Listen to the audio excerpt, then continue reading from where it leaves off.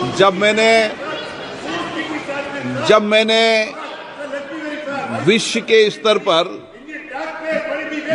पर ये चर्चा की कि हम भारत में 22 भाषाओं के अंदर इस तरीके का प्रयास कर रहे हैं, तो सर्वथा सभी मंचों ने इसकी प्रशंसा की।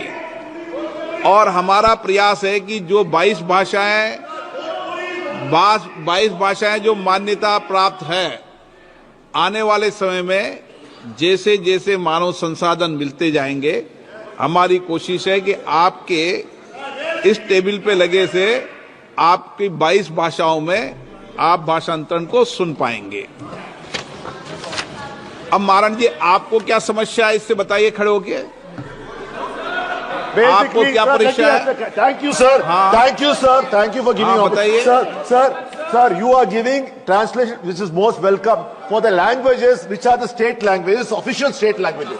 Can you tell me which state official language is Sanskrit? Why are you wasting taxpayers' money, which the language is not even communicable?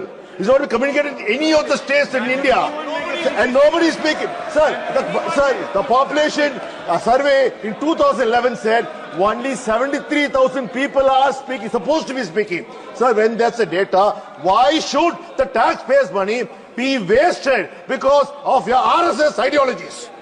अब माननीय सदस्य, आप दुनिया के किस देश में रह रहे हो?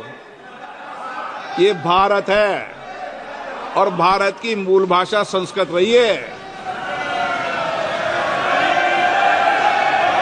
और इसीलिए हमने कहा 22 भाषाओं में, केवल संस्कृत में नहीं कहा। आपको संस्कृत की क्यों आपत्ति हुई? आपको संस्कृत भाषा की क्यों आपत्ति हुई?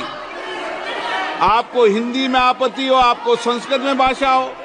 भारत में 22 भाषाएं हैं जो संसद में मान्यता प्राप्त है, और 22 भाषाओं में होगी, संस्कृत में भी होगी और हिंदी में भी होगी।